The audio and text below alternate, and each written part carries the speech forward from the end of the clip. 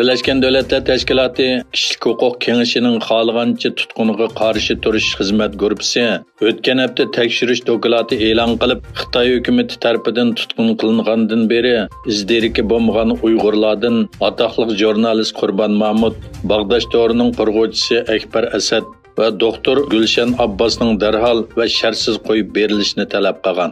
Dokumentda qayd qilinishicha, Xitoy hukumatı bu kishilarni tutqun qilib, ularni erkinlikdan mahrum qilishda Xitoyning ichki qonunlariga xiloflik qilib qolmay, Xitoy hukumatı o'zi imzo qo'ygan xalqaro universal kishilik huquq ahdnomasi va kishilarning odil sotilinishiga aloqador xalqaro o'lchamlarga og'ir xiloflik qilgan.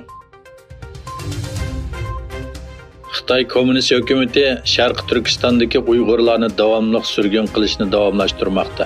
Ularning farzandlari qayerga berishi noma'lum bo'lgan ota-onalarining kaynidan yig'lab qolmoqda. Xitoydagi ijtimoiy taratqularda tarqalgan sillarda kichik bolalar avtobusning kaynidan qarab, "Dadam ketdi" degan sadolar ichida yig'lab qolgan. Xitoy doiralari 2017-yildan boshlab 5 milliondan ortiq Uyg'urni turma, lager va majburiy emgak zavodlariga qamadi. Nurg'un Uyg'ur uylari vayron bo'ldi.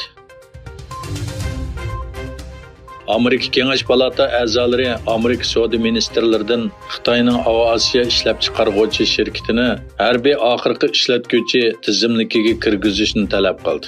Amerika ovozining 25-aprildagi xabarda bildirishicha, Amerika parlamentidagi Cumhuriyetçiler Partiyasining Ishki Kengash Palata a'zosi yaqinda Amerika Savdo ministrligining oliy amaldorlariga maktub evatib, Amerika Savdo ministrligining Xitoyning davlat idorchiligidagi Osiyo olam bo'shliq aslahalarini ishlab chiqaruvchi bo'lgan Xitoy savdo aeroplani cheklash shirkatini harbiy oxirgi ishlatuvchi tizimlikka kirgizmaganligidan shubhalanganligini bildirgan hamda Xitoy shirkatini bu tizimlikka kirgizishni talab qilgan.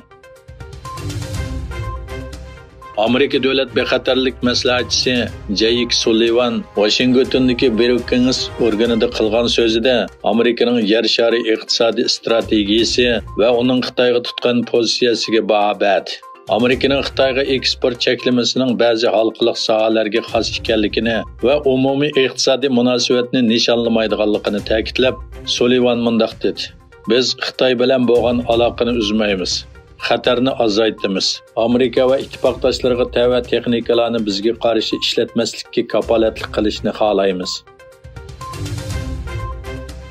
Xitoy bilan Filippinning dengiz qirg'og'i muhofazatchilari 25-aprel va 23-aprel talash-tortish rayoni qilib bekitilgan 2-Thomas Shuval deb ataladigan Qaditoshning yanida uchrashdi.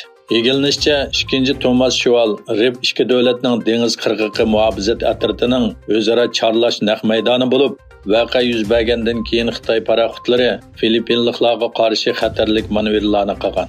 Yana bir tarafdan Amerika dengiz armiyasiga tava bir dengiz charlash aeroplanining Xitoy cho'ng quruqligi bilan Tayvan o'rtasidagi talash-tortishlik Tayvan bo'g'izida uchganligi xabar qilindi. Xitoy Savdo ministrligining bayonotchisi Shu Jiting Amerika qatorliq davlatlarning o'zak eksport cheklamasi haqida mundaq dedi: "Biz Amerikaning Koreyadagi o'zak ishlab chiqaruvchilarning Amerika shirkatlarining Xitoy bozorida paydo qilgan bo'shliqni to'ldirish urinishlariga qarshi tadbirlarni qo'llanishga qat'iy qarshi turamiz."